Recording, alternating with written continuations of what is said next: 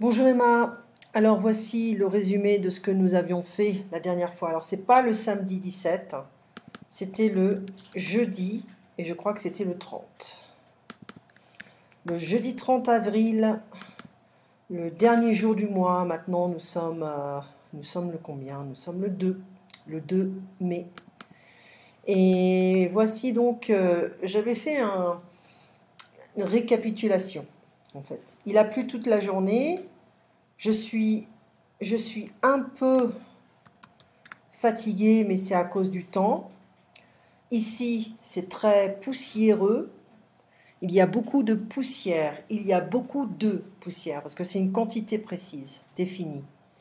Il y a beaucoup de béton, de ciment ici, like cement. Il n'y a pas beaucoup de végétation. En fait, si tu vas à... Il y a des parcs, bien sûr, mais c'est très sec, tu vois. Et si tu vas à Chapultepec, à Mexico City, il y a beaucoup de végétation. C'est différent là-bas.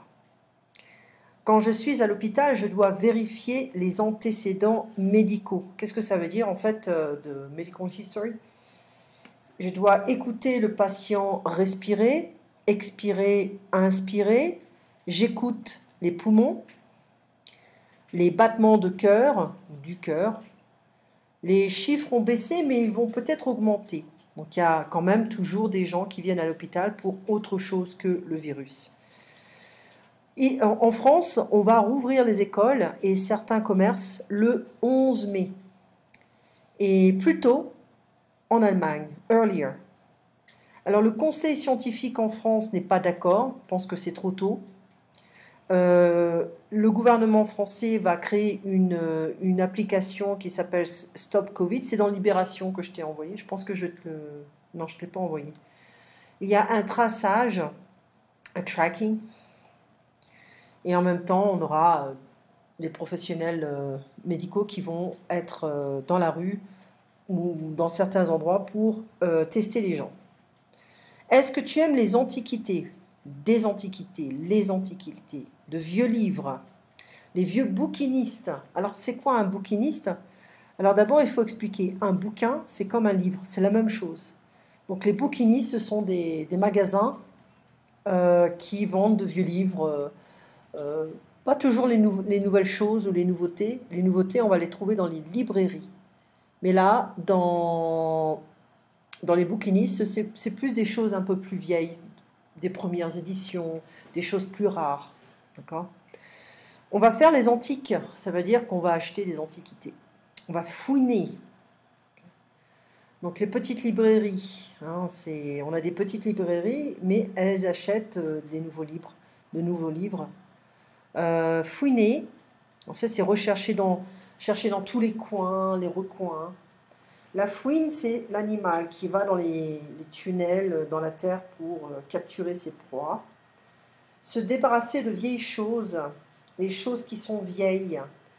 En France, c'est très rare d'avoir des garage sales, ça n'existe pas vraiment en fait. On organise des marchés aux puces, like the flea markets, où les gens vont vendre leurs vieilles choses.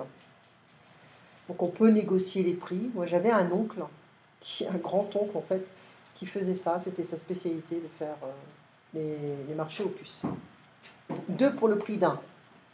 On a beaucoup de gens qui aiment les choses pas chères, donc 2 pour le prix d'un. C'est vrai que c'est pratique, mais en même temps c'est pas toujours de bonne qualité, parce que généralement les choses viennent de la Chine. Il existe des promos pour se débarrasser des anciennes collections. Par exemple, maintenant, on a la collection été, on peut se débarrasser de la collection hiver, donc c'est moins cher. Tu aimes les promos sur quels produits? Bon, toi et moi, on n'aime pas trop aller dans les magasins, mais j'aime quand même les bonnes promotions. Donc les vêtements qui n'ont jamais été portés, on appelle ça, c'est les vêtements neufs, hein, jamais portés. Des vêtements dégriffés, le vêtement est neuf mais l'étiquette a été enlevée. C'est généralement des vêtements de marque. Et les vêtements d'occasion, ce sont des vêtements qui ont déjà été portés. Donc on peut trouver de bonnes affaires dans pas mal de supermarchés, mais il y a aussi des supermarchés ou des magasins qui sont très très très chers aussi. Tati, c'est un supermarché où tu peux Il faut que je rectifie un peu. Tu peux trouver dans les grandes villes, que tu peux... Ah non, c'était bon, j'avais raison. Que tu peux trouver dans les grandes villes françaises, mais la qualité des vêtements n'est pas très bonne. C'est pas cher, Tati. Est-ce que vous aurez une taille plus grande? Une plus grande taille? Bon, c'est un peu trop petit, je crois que j'ai besoin d'une plus grande taille, on dirait ça. Dépenser, c'est, bon, to spend, mais on n'utilise pas vraiment dans les magasins où on veut acheter, on veut dépenser beaucoup d'argent. C'est quoi votre budget? Si on veut acheter un ordinateur, mais ça sera différent. Mais si on veut acheter des vêtements ou des bottes, on a tendance, enfin les vendeurs ont tendance à avoir un autre comportement. Combien vous voulez mettre? Combien voulez-vous mettre? Ce sera la question. Être vexé, to be offended. Je suis à votre disposition si vous avez la moindre question. Hein? Donc ça c'est... Non, je regarde seulement. Ok, je suis à votre disposition si vous avez la moindre question. Okay. Commander la nourriture. Est-ce que tu as déjà eu des problèmes dans des restaurants? Tu m'as dit oui, j'ai déjà eu des problèmes dans un restaurant. Ce n'était pas appétissant.